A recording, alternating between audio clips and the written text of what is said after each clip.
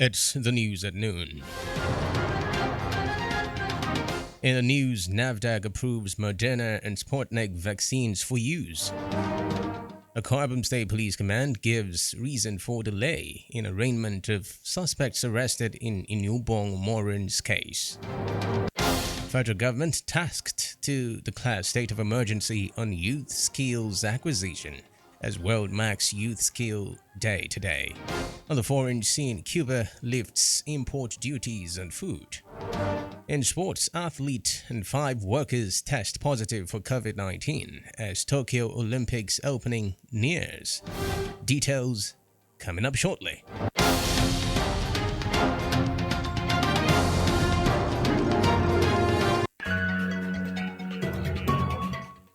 Good afternoon and welcome to the news on Planet Radio 101.1 FM. Uyo, my name is Xavier Robert.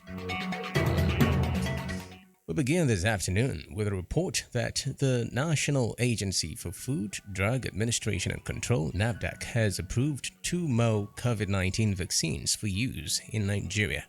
They are Moderna and the Sputnik vaccines, and both vaccines were approved for emergency use.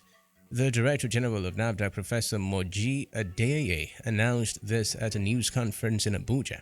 She explained that although the Sputnik vaccine has not yet been approved by the World Health Organization, NAFDAC has carried out independent checks on the vaccine and found that the benefits outweigh the risks. On the national security issues, Vice President Iniubong has stressed the necessity for an effective sub-regional collaboration on early warning systems, with the security threats confronting Nigeria and the rest of West Africa becoming more violent, asymmetric, and cross-border by nature.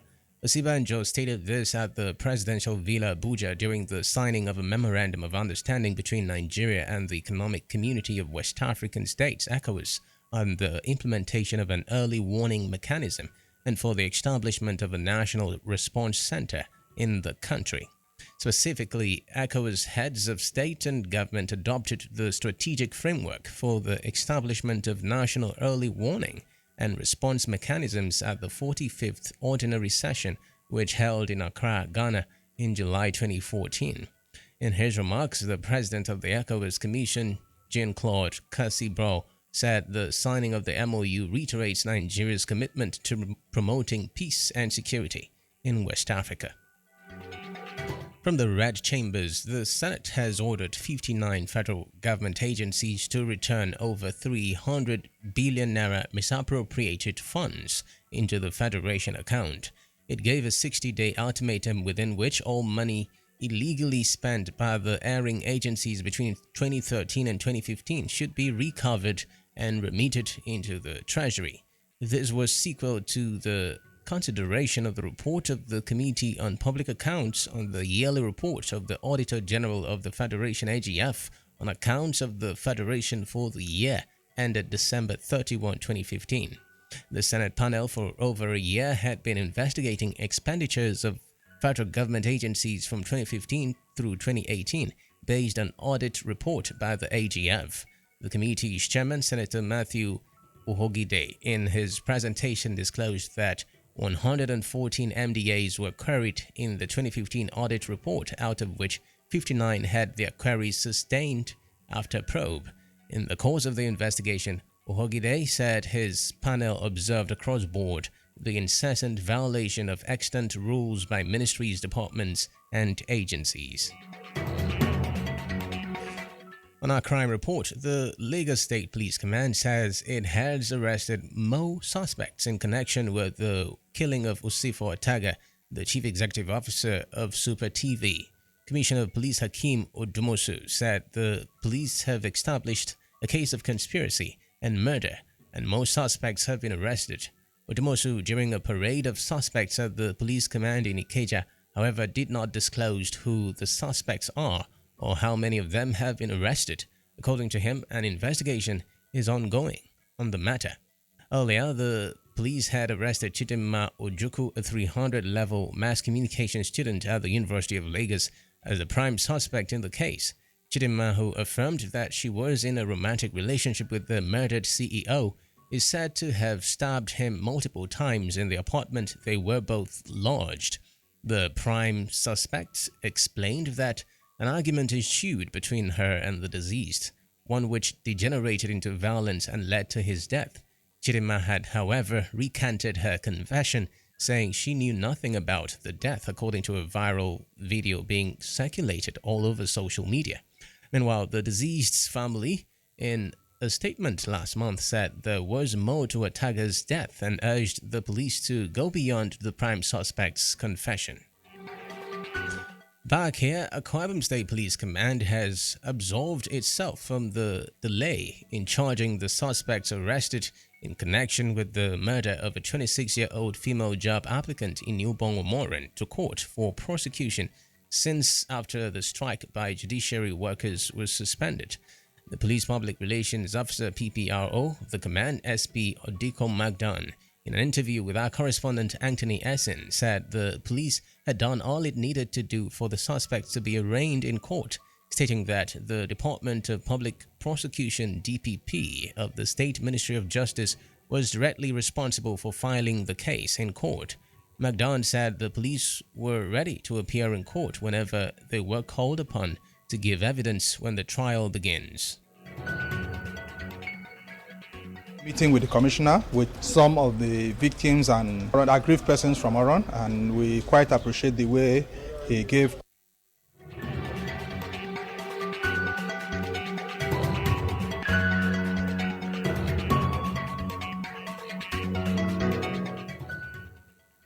Apologies for not being able to bring you that sound. We would do so in our subsequent bulletins.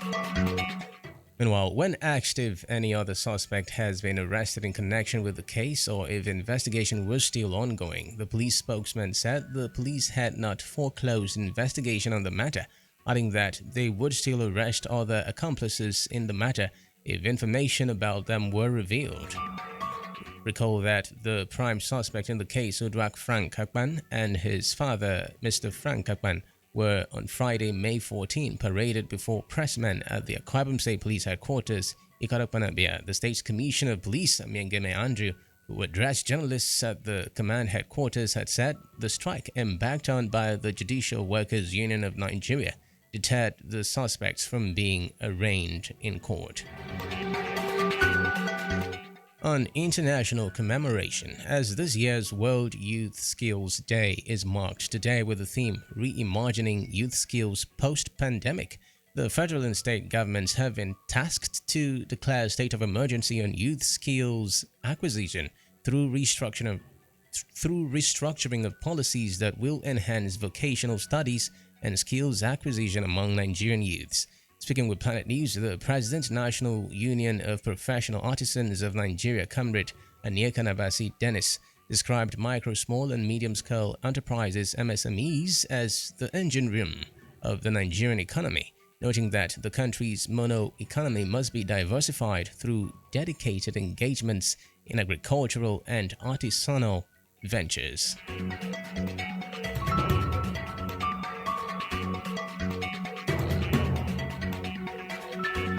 The focus of this year's World Youth Skills Day is vocational education. So we are calling on the state governors, the President of the Federal Republic of Nigeria, policymakers to restructure policies towards ensuring that skills is well structured and defined. So we are calling on the governor to, as a matter of urgency, declare state of emergency on skills acquisition in Akwa Ibom State. We are also asking the governor to also appoint the SSA on artisanal affairs from the National Union of Professional Artisans, which will set the pace of developing.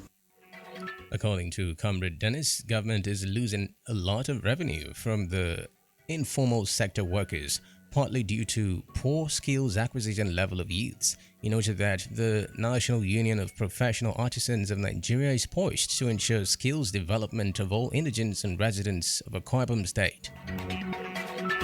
Our union, what we have put in place is we have declared a campaign on a home 3 skillful person. A home 3 skillful person campaign will go down to 329 wards in Akwa Ibom State to ensure that we bring skills on board in every area of skills. When you're talking about the skills, the subsector of oil and gas, the general services, the artisanal aspect of it, we train the young people to embrace, even the young school leavers. We are currently running a free ICT training program to the youths of Akwa Ibom State and residents in Akwa Ibom State, because you cannot train only the indigene, but the resident is not there. Those are the people that will be causing problems.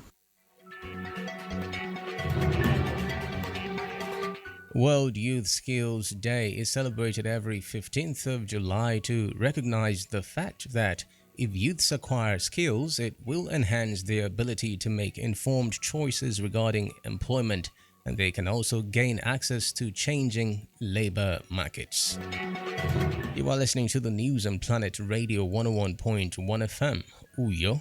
Let's take a breather and then bring you more stories from the foreign sports and entertainment scenes. Do stay with us. So, my son, welcome to the Kalangolo Shrine. The gods are with us. What can I do for you? Baba, the witch do me and I even sick self. I think say him give me HIV. Eh? No. What do you mean, Baba? No way anybody fit use witch give you HIV. If anybody tell you that one, na lie them talk. Because witch no fit give person HIV. No matter how the wind strong, nobody fit give or carry HIV from witchcraft.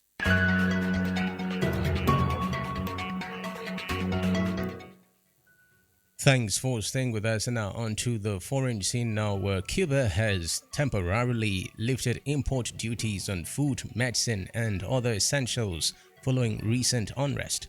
As of next Monday, there will be no limit on such foods brought in by travelers until the end of the year. Thousands took to the streets on Sunday in protests over food and medicine shortages, price increases and the government's handling of COVID-19. One demand they had was for people arriving in Cuba to bring in supplies without paying customs duties. Elsewhere, the United Nations has warned that public and private actors are intervening against online content in ways that curtail rights and muzzle criticism. Peggy Higgs of the UN Rights Office in Geneva said that according to a tally by the agency, 40 new laws regulating social media have been adopted around the world in the last 2 years, with 30 more under examination. In sports, Tokyo 2020 organizers have announced that an athlete in Japan and 5 Olympic workers, mostly contractors, have tested positive for coronavirus just over a week before the opening ceremony. The news came as a staff at a Japanese hotel hosting Brazil's Olympic judo team tested positive, and a staff member from Russia's rugby sevens team was hospitalized after a positive test. In football, Paris Saint-Germain says they have completed the signing of Italy's Euro 2020 goalkeeper Gianluigi Donnarumma on a 5-year deal. The 22-year-old, who saved 2 penalties in the Euro final and was named player of the tournament, heads to France on a free transfer from AC Milan. On the entertainment scene, American singer and songwriter Kenneth "Babyface" Edmonds and wife Nicole Panterberg, who tied the knot in May 2014 and shared 12-year-old daughter Peyton, have announced their split in a joint statement.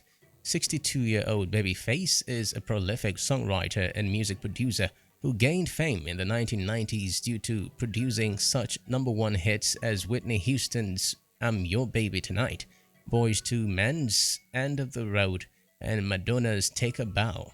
In addition, the Grammy-winning producer has worked with such artists as Mariah Carey, TLC, Ariana Grande, Michael Jackson, Bruno Mars, and Beyoncé. It's been the news on Planet Radio 101.1 FM, Uyo, but before we go, a quick recap of the major stories. The National Agency for Food, Drug Administration and Control has approved 2 more COVID-19 vaccines for use in Nigeria. They are Moderna and the Sputnik vaccines, and both vaccines were approved for emergency use. The Ibom State Police Command has absolved itself from the delay in charging the suspects arrested in connection with the murder of a 26-year-old female job applicant Iniubong Umoren to court for prosecution since after the strike by judiciary workers was suspended. As this year's World Youth Skills Day is marked today with the theme Reimagining Youth Skills Post-Pandemic, the federal and state governments have been tasked to declare a state of emergency on youth skills acquisition through restructuring of policies that will enhance vocational studies and skills acquisition among Nigerian youths.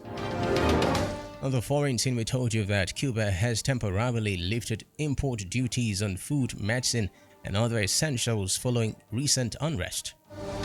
And in sports, reported that Tokyo 2020 organizers have announced that an athlete in Japan and 5 Olympic workers, mostly contractors, have tested positive for coronavirus just over a week before the opening ceremony. For comments and coverage of newsworthy events, call our newsroom on 0812 770 2940. Visit our website on planet101fm.ng and also like our Facebook page at Planet101FM. Uyo. The news was edited by Anthony Essen. As we end the news, please bear in mind that it is not our differences that divide us. It is our inability to recognize, accept, and celebrate those differences. Let's embrace the beauties in our diversities. My name is Xavier Robert, wishing you a terrific afternoon.